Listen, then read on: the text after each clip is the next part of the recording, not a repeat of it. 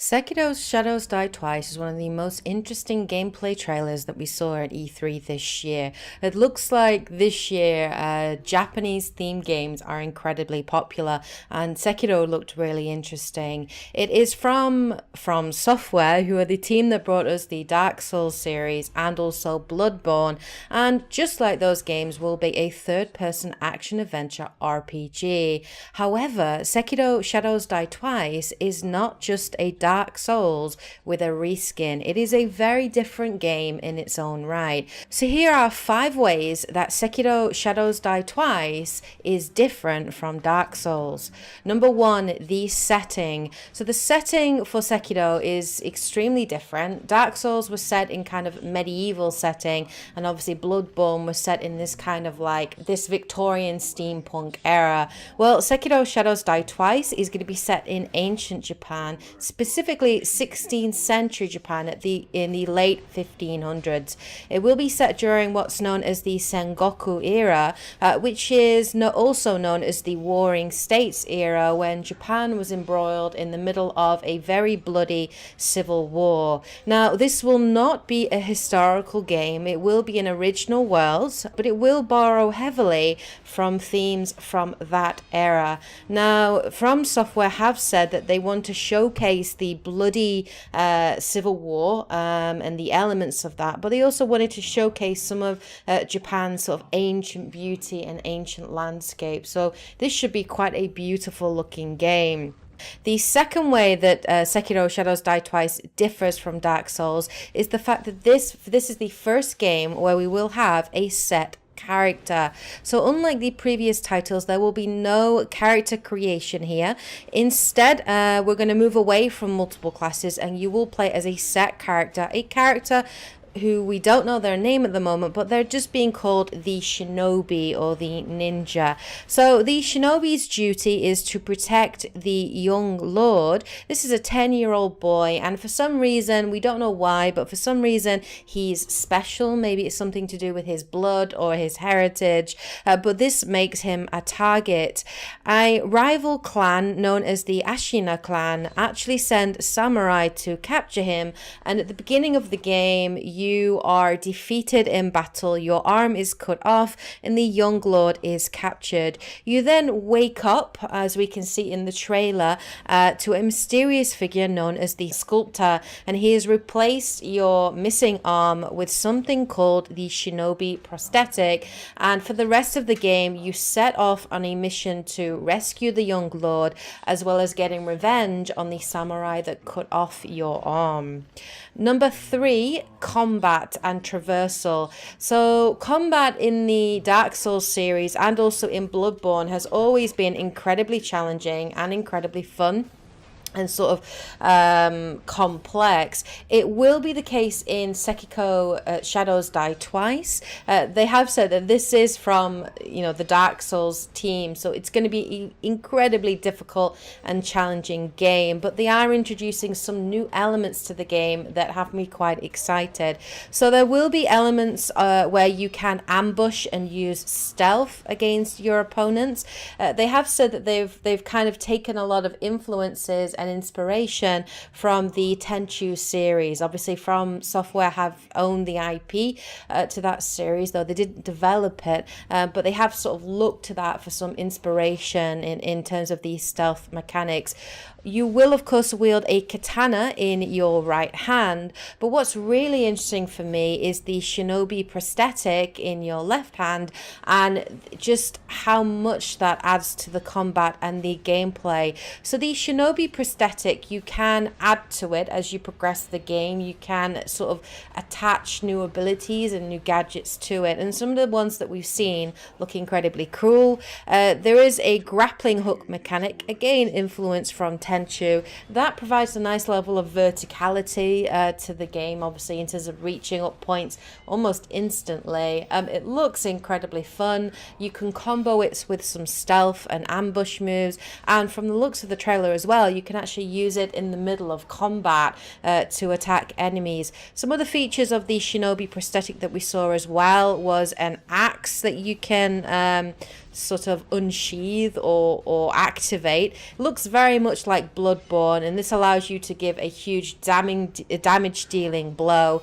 We got to see an iron fan as well that you can create to give you a little bit of defense and to use as sort of a blocking mechanic. And we are told that you can throw shuriken from the prosthetic, as well as firecrackers, which you can use to blind enemies.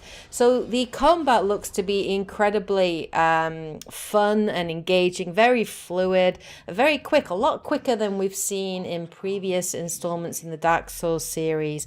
They have talked about with the combat, there's something called a posture system, which sounds a lot like a stamina system. So you have what's called posture, and as you evade and block and parry, this gradually eats into your posture. Now, if you do a perfect block and you time your block perfectly, you will instead parry the attack and actually riposte an attack against your opponent, damaging their own posture and reducing the amount of posture that they have. Your ultimate aim in combats is to reduce their posture to such a level that you can carry out something called a shinobi death blow, which is an instant kill to do massive damage, I suppose, or take them out. The fourth way that Sekiro Shadows Die Twice is different to the original Dark Souls series is that its progression system is going to be a little bit different too. Previous installments have always been kind of based on a stats system. This is of course an RPG, so as you progress through the game you could level up particular stats in terms of strength, stamina, health, that kind of thing. Instead with Sekiro, there isn't going to be a set sort of stats system. They are being very vague about it, but apparently you will find things in the world that will make you more powerful. Now, I think this means that you're going to find certain upgrades for your arm, certain abilities that will give you an advantage. And they have sort of said when you're taking on particular bosses that you can swap and change abilities in your prosthetic arm to better deal with the threat in front of you and to deal with the enemy. Certain enemies will have weaknesses to, for example, blinding attacks like the firecracker or fire attacks. Certain enemies require a little bit more brute blunt force. Certain enemies you'll need to use your grappling hook a lot. So I love this whole tactical nature of it with regards to using the prosthetic arm. The fifth way that the game is very different is the new resurrection system. So death is still going to be something that will always be there and will always be something that we're aware of. This is a From Software game, so there will definitely be some kind of death penalty and the game will be extremely hard. But there is a new resurrection system which allows you to sort of resurrect your character after going down. Now, why have they introduced this mechanic? They've sort of said that they want to give players the option to make your death an opportunity to kind of turn the tables. So, for example, if you die, you might choose to wait until the enemy AI stop looking for you or sort of decide to give up and start walking away. You can resurrect your character and obviously use this as an opportunity either to run or to kind of get in behind the enemy if their back's turned to you and sort of activate a stealth attack if you can time it just right. So that sounds really interesting. Apparently enemies can also resurrect as well, so that should make some boss fights quite challenging. But this isn't an infinite ability, it is a limited option, and there will be a cost involved and potentially a punishment involved if you do choose to use it. They haven't said much about it, just to sort of talk about it a little generally, but it sounds really interesting. So Sekiro Shadows Die Twice looks like a very interesting, fun, exciting looking game, and I for one am extremely interested in it. It looks really cool. What's also really cool is the meaning in the title. There is actually a cool meaning to the title. So Sekiro comes from two words in the Japanese language. The seki part of it comes from sekiwa, which means the old, it's a old Japanese term for someone with one arm, and the ro part of it means wolf. So if we sort of take that meaning, it literally means one-armed wolf, which is really cool.